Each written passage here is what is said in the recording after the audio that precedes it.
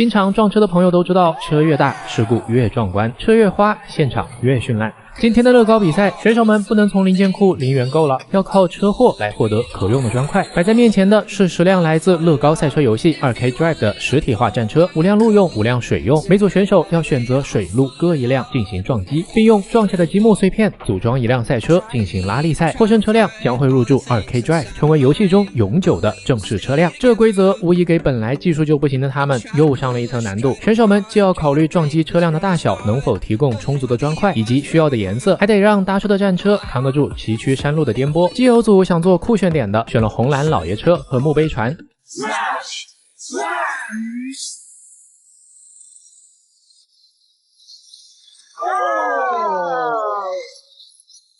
好像撞得并不够碎，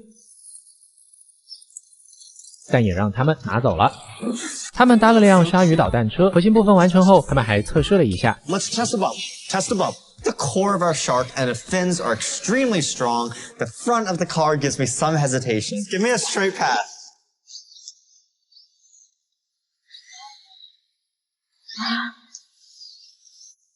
Whoa!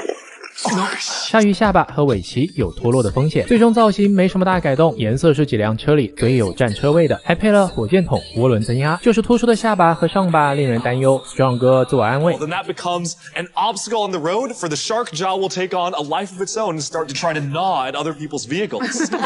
模子组想要颜色鲜艳点的，选了甜甜圈战车和鳄鱼船。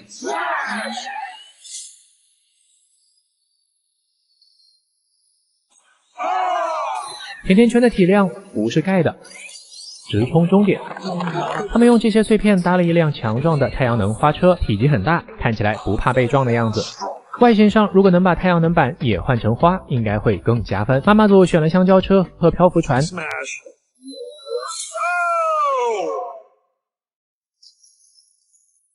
非常完美的撞击。他们用这些搭出了一辆大黄蜂汽车。That goes to the right. That goes to the left. We're totally gonna win. 其实妈妈们也没想到，漂浮船里里外外全是灰色件，这让大黄蜂看起来灰秃秃的，造型也很笨重，更像是一只穿着黄背心的熊。大黄蜂的屁股上有一根刺，后车追尾时请小心。Hey, Christopher. 兄妹组选择了白色跑车和棕色船。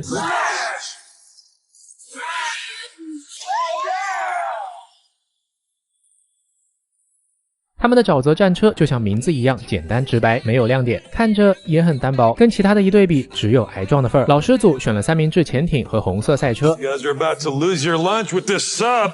I love smashing builds. Watching those bricks just shatter. So satisfying. 然而，尴尬的一幕发生了。So I have to do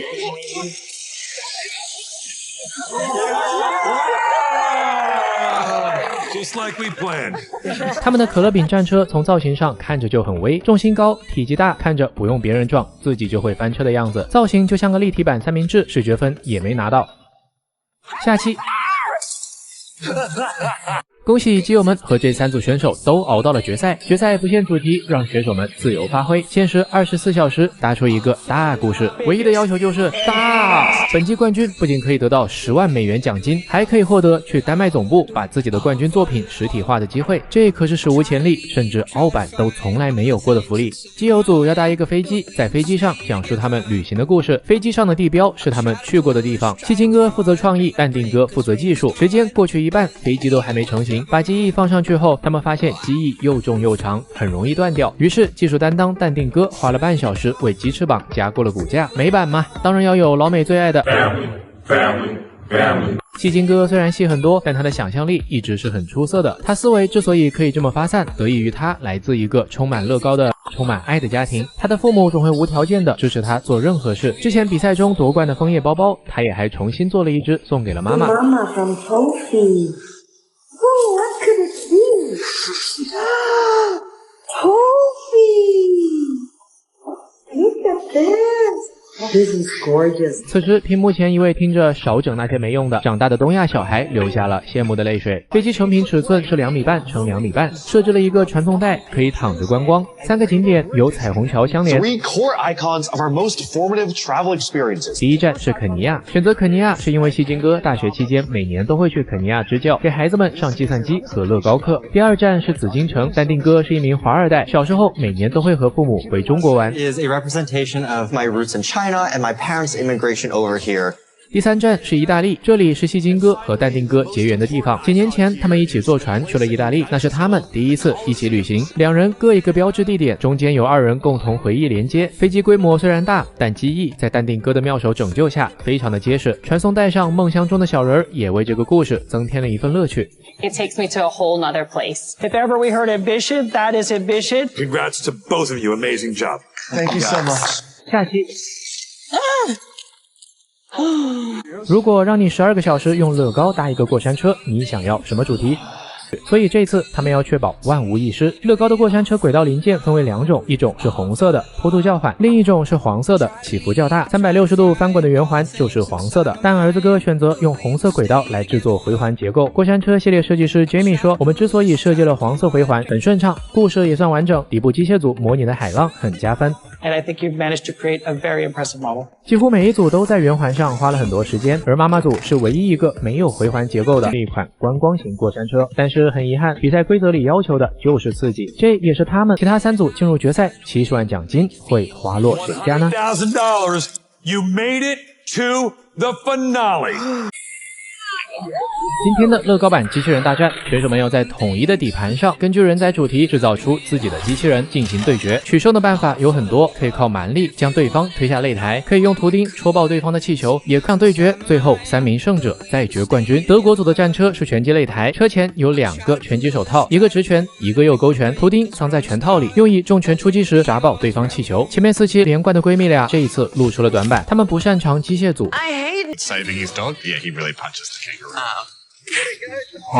Then I change it. It's a robot. Okay. 作为上期冠军，闺蜜组有选择对手的特权，她们选择了澳洲姐妹组，她们的主题是苍蝇侠，她们要把战车改造成一个苍蝇头，但视觉污染不是全部，她们还添加了机械臂，在爪子上放了图钉。苍蝇车的造型主打一个不咬人、膈应人。苍蝇 I did it. 下期。现在这间面包店里已经有7个物品被乐高替换掉了，接下来就要请出该环节的老朋友金发妹，在1分钟内找到他们。 Lego. That's pretty good. Wow. The painting, the frame's actually Lego too. No, it's not.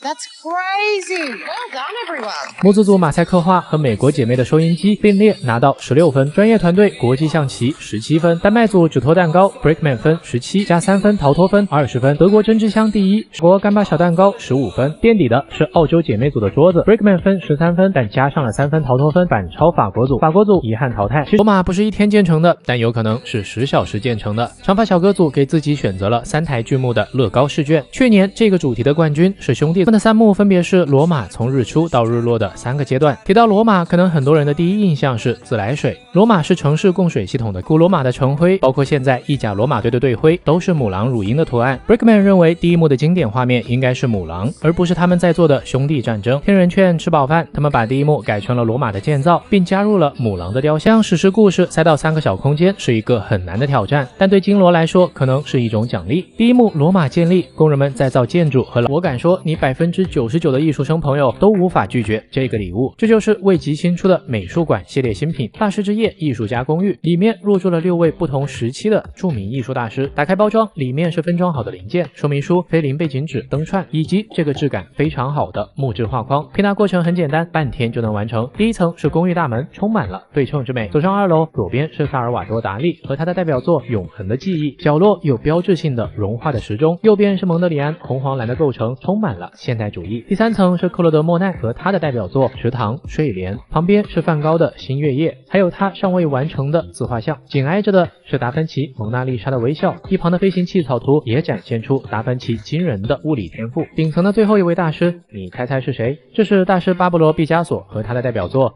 梦》。一共6位不同流派的大师共同入驻艺术家公寓，相框可以立在桌上，也可以挂在墙上。打开灯光，光线透过菲林背景纸的效果也太梦幻了。赶紧紧给你未来的艺术家朋友安排上吧。10万美金和乐高大师头衔，你选哪个？乐高大师可是乐高世界里的终极成就，所以我选10万美金。不过总决赛冠军当然是2个都要了，我全都要。快让我们来看看本期的主题。So we're gonna hit you with the toughest challenge yet. Whatever you want. Sorry.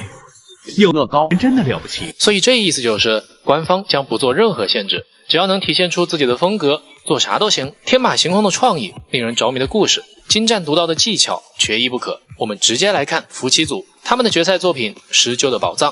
他们的构思是一个神话王国，在一座高塔顶部有一只施救，抵御来自蜥蜴怪的攻击，并守护自己的一窝孩子。高塔顶部的施救挥舞着他的翅膀，利用了涡感齿轮后，翅膀末端完美体现了细微的动态感。除此之外的整个故事场景也是用足心思。森林中被蜥蜴穿过而留下的踪迹，遗留下来对抗邪恶的士兵和长着翅膀的白马，都给了作品一种魔幻的感觉。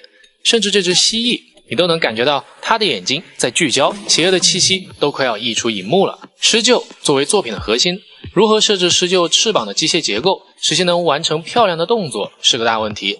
夫妻组巧妙地利用了一个涡感齿轮，也就是螺旋杆零件，来最大程度地发挥电机的力量，让它能够在全速运行的同时，表现出缓慢而流畅的扑翼动作，技术力 max。夫妻组的优势在于故事构思和角色塑造，丈夫负责创作和技术，妻子擅长细节打磨。尤其是电影那一集中，苗斯拉从地板中钻出来的瞬间，真的不要更萌。除此之外，对作品外观的雕琢也是令人赞叹。他们几乎每一期的作品都可以出个套组，在等待自己宝宝诞生的特殊时刻，夫妻组搭建的作品满满的充斥着父母对子女那种强烈的守护和爱，他们正朝着史诗级展品的目标走去。下一期带来大胡子组的最强作品艺术乌托邦。 Amy and Tyler are definitely bringing their A game. The griffin, the flapping wings, their stuff is incredible. 邪恶巨蜥攀高塔，施救挥翅是灵爪，这个作品牛逼。到了总决赛的舞台，选手们个个都像神仙打架。上一期夫妻组施救的宝藏就不用说，简直是盖了帽了。大胡子组最终拿出的决赛作品叫异托邦，这是一个世界末日过后废墟中兴起的艺术乌托邦，富有创造力的人们聚集在这里，形成了一个社区。他们想把每一层的空间展开，让我们看到各层的故事，其中的细节更是让人眼花缭乱。这一大块正在被油漆喷射的墙面，因为速率过大，油漆沿着窗户向下流淌，构建出了强有力的色彩动态感。拿着喷枪静止在空中的人仔创意也是让人赞叹，而所有的细微惊喜集合在一个作品里，很难不让人聚精会神来欣赏。原本单调的大楼被大胡子组设置了一个色彩传感器，当在机关中插入油漆刷时，墙面翻转，原来这是一个可以变形的大楼，太不可思议了。如果说在这个节目中有哪一组真的像孩子般享受比赛，那一定是他们。不管是能承重1000磅的桥，还是巨型城市主题中令人震撼的建筑，半个笔记本延伸出的人生画像，完美诠释怪兽爱情题材的鲨鱼之歌，都创造了无数属于男人的浪漫。一路走来，他们最后能成为真正的乐高大师吗？你以为这只是一只普通的小孔雀？那接下来我们给它加上一点点细节。男女组决赛作品叫孔雀与猴子，闪闪发光的孔雀羽毛，开屏时满满的艺术感倾泻而来，让人一饱眼福。就像评委所说，仅仅通过这些零件，他们将乐高从玩具提升到了艺术品的境界。当然，作品的其他部分也没有被这些雄赳赳气昂昂的孔雀所掩盖。在孔雀的背后，调皮的猴子拔下了一根羽毛，并插在了他的帽子上。这也是为什么孔雀有着那么一副震惊表情的原因。而香蕉做的桌子腿荒谬又有趣，也正符合男女组欢乐跳脱的性格。两位艺术家真的很擅长使用零件来表现形态，常常脱离对零件的常规认知，比如他们使用了树叶零件来构造羽毛，凸点和金色圆盘来做眼睛，简直神了。这个一开始我们不那么看好的组合，在前几集的主题任务配合上，常常因为沟通的问题发生争执。但每次的摩擦之后，又都给我们带来了难以置信的作品。消防栓上刻画的美人鱼，艺术性十足的童话大楼，还有他们原本不擅长的星战场景，都依靠对色彩和场景的把控逆势反弹，并最终获得晋级决赛的资格。而他们的友谊也在进一步升华，甚至现在隐隐有了一些 CP 感。3组选手都检阅完毕，谁将成为真正的乐高大师？节目组在最后的评选场面邀请了以往各期的选手，依靠在栏杆边的白人小哥组又让我心疼了一下。最终揭晓结果，先来公布季军是男女组，而最终带走10万美金的冠军要在大胡子组和夫妻组之间产生。The team that will be going home today with the trophy and that title of Lego Masters is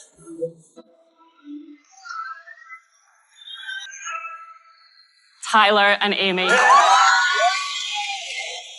恭喜连续10集综合表现非常完美的夫妻组，没有任何争议的拿到了冠军，实至名归。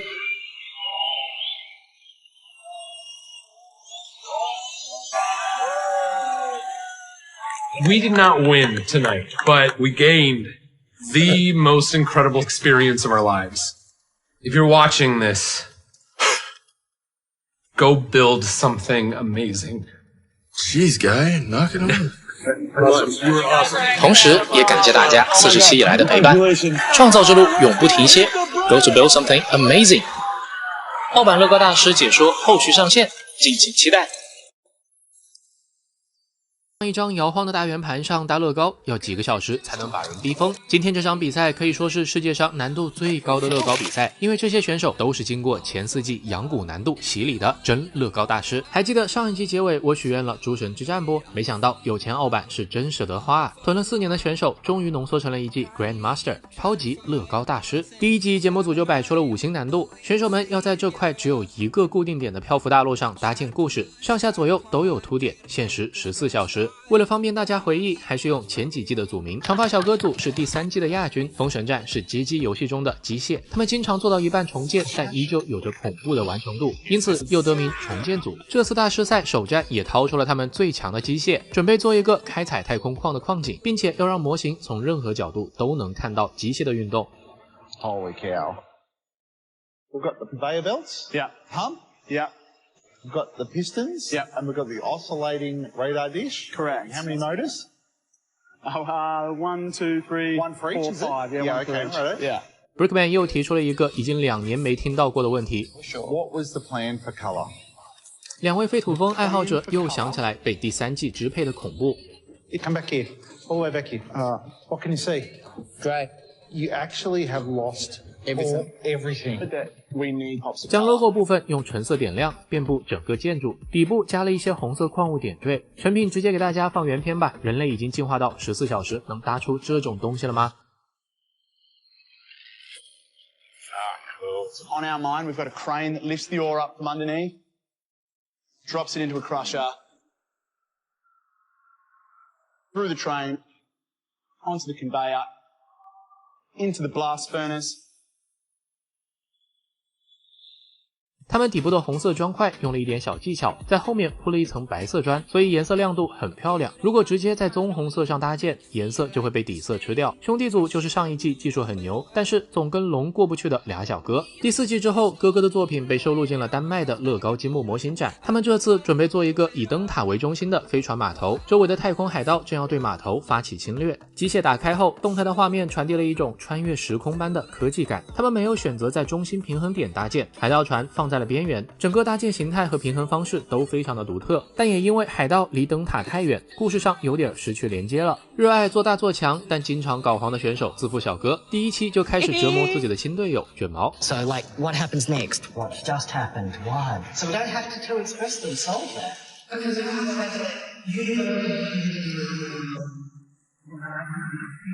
Seven-beat acts as outlined by Homer, you know?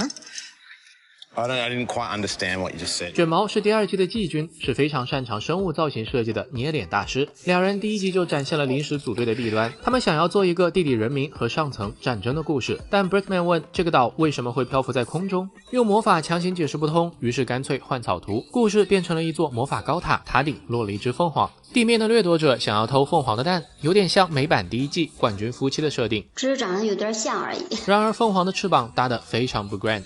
Phoenix has this tiny wingspan. 于是他们换了用黄色的树叶间叠的翅膀，中间用香肠零件衔接。 There we go. That's not anything I'm worried about whatsoever. For Lego Masters build, This is the best I've done yet. 巫师塔上栖息着一只巨大的凤凰，人类骑着龙和飞船盘旋在塔周围，试图找机会盗走凤凰的神蛋。岛底部有许多小型火箭，为城市提供悬空的能量。凤凰的新翅膀乍一看还行，仔细看就有点临时抱佛脚的感觉了，不够丰满，技巧上也比较薄弱。但自负小哥人设很稳，嘴皮子上还是稳定发挥。It just looks like all afterthoughts. Again, it comes back to that difference in thinking, I guess, between me and Brickman. He seems to be quite literal in the way he perceives a build. I'm much more experiential. 基友组是第2季的亚军，代表作决赛竞技场，还有飞屋环游记，而且爷爷是花衬衫爱好者，基本每次出场都有新衬衫，非常的度假风。他们这次要做的也是个云端之上的度假胜地。弧形的塔虽然线条难抠，但做好了就可以复制4个组成一个塔，再注入一些小故事，比如正在往空中倒垃圾的工作人员。整体算比较中规中矩的作品。厄运组是节目里边比赛边进化的代表选手，进阶到后期经常有意想不到的创造性。他们今天准备做一个有冲击感的画面，北欧神话中的维京树，灰色的藤蔓树皮结构很漂亮，加上树叶后，整体的纹理和色彩都被点亮了。底部延伸了一段树根，岛上面的维京人正在举行葬礼，神树顶部刚刚死去的人踏上了彩虹桥，进入了永恒的时空中。胡子组是第3季冠军，曾用林中小鹿暴杀全场的动物大师。第1场比赛，他们准备做一艘火箭，让它撞穿了整个岛屿，上面的太空猴占领了这片土地。友情组是第4季的季军，也是进化型选手，而且每次的故事创意都很让人期待。他们这次的设定中，小丘比特厌倦了工作，于是制造了一个爱神机器人替他们配对人类，成品基本还原了草图，机器人的构建也很独特，但放在超级乐高大师里稍微有点不够看。专栏认为细节也还需要打磨。接下来这组是圣诞特辑的冠军，由第3季的妈妈和第1季的冠军波塞冬海王哥组成的。圣诞组要做一个反乌托邦的居民区，触手怪正在袭击破旧的城市，这俩人组一起可以说是6边形战士，从故事、色彩到塑形技巧无一不通。他们用了很大胆的色彩，大面积铺色，饥饿的蓝色触手怪在席卷居民区的人类，如果放在前4季是可以打个不错的分数，但超级大师赛中明显感到专栏的严格，他认为故事中并没有讲清楚怪物的动机。因为是大师赛，大家都想多看2集，于是节目组搞了个积分榜， Brickman 将为每个作品评分，前3场比赛积分最多的人会获得特权砖，也就是说前3局都没有淘汰赛。积分垫底的2组是自负哥和友谊组，而本期最高评分的3队刚好也是第3季总决赛的阵容，第3季真的人才辈出。 With 17 points, Ryan and Gabby. And the winning team on 18 points is Scott Noah. 下一期 3, 2, 1. Last time. 你猜这个像 DJ 打碟台一样的东西是啥？这其实是乐高大师导演组的监控台。是的，我们悄悄潜入了乐高大师中国版第2季节目录制后台，现场给你揭秘选手们真实的比赛过程。首先当然是去砖块屋体验一下500万颗乐高零件天量供应是什么感觉。不过咱看看就好，千万别揣兜里，因为背后还有5000个人在盯着你。接下来咱们去录制现场看看，比赛过程中选手们不仅要面临节目组的逆天比赛难题，还要面对一群手持长枪短炮的摄像师们，任何一个翻车失误都会被抓拍下来，出现在节目正片中。比赛压力堪比高考，有没有？回到录制后台，距离本场比赛结束还剩1个小时，咱直接跳过，带你看看新鲜出炉的作品。本期选手需要用积木还原中国古代的诗词歌赋，最终5组作品将组合在一起，形成一个大型诗境世界。比赛时间14个小时。南陶北京组抽中的是王维的《少年行》，诗中主要歌颂了新丰的美酒以及咸阳游侠的仗义豪迈。选手们在原作基础上做了一些改编，引入了一条被美酒吸引而来的巨龙。巨龙的到来造成了当地的混乱，于是一群游侠摔杯为号，一起来抵御入侵的巨龙。打着打着发现巨龙其实也是天上的游侠，只是想来品尝美酒，并没有恶意，可能来得太急了，还没幻化成人形。最终巨龙和游侠聚在一起，相逢意气为君饮，戏马高楼垂柳边。梦之一组抽到的是辛弃疾的《青玉案·元夕》，这首诗前半部分是在讲元宵的热闹场景，作品中挂满了大红色的灯笼和飘带，马路旁是一个大戏台，戏台上的舞龙表演是用电机实现的。沿着马路继续走，路上有一辆马车和红色的婚轿，非常喜庆。此外，一旁的人们有的踩高跷，有的放鞭炮，有的玩投壶，还有人在放河灯，热闹的氛围营造到了极致。而在整个场景的角落，怀才不遇的诗人在这独自饮酒，蓦然回首，那人却在灯火阑珊处。成建集团抽中的是李清照的《如梦令·昨夜雨疏风骤》。搭建过程中，选手用大量的植物来营造庭院的自然风光，凸显诗人对自然的热爱。另外，又通过雨后掉落的花瓣、枯萎的垂柳、破旧的残桥等细节，表现诗人对于青春已逝、年华老去的感慨，非常扣题。呆呆组合抽到了张继的《枫桥夜泊》，月亮半挂在寒山寺上，乌鸦四处啼叫，寒霜漫步整个姑苏城。作者乘着乌篷船坐落在江桥和枫桥间，小船上还挂着小鱼灯。就在这寂静的夜晚，突然传来了一阵阵寒山寺的钟声。整首诗的场景表现得非常好。低调男孩抽到的是高鼎的《村居》，诗里讲述的是农历2月，黄莺飞来飞去，一群活泼的孩子在大好的春光里放风筝。这边山的塑形很到位，风筝飞舞的动态也给做出来了。山下有一只风筝被缠在了树上，一旁的爷爷正在用竹竿尝试挑下来，整个场景非常欢快。说实话，用乐高零件来还原诗词歌赋并不容易，选手们不仅要还原诗词的场景，更要体会诗人所处的情景，表达出诗词的意境。我们还现场采访了选手，听听是怎么说的。我的契机就是他来邀请我参加，我来邀请他，所以我就来了。每次创作的话都会遇到困难，一层一层的把它解决掉，最后出来一个自己比较满意的作品，带给你非常多的快乐，获得快乐的最简便的最迅速的一个手段。悄悄剧透一下，本期总决赛作品将在西安进行线下展出，到时候还会有乐高大师见面会，西安的小伙伴千万别错过哦。下一集总决赛要来了。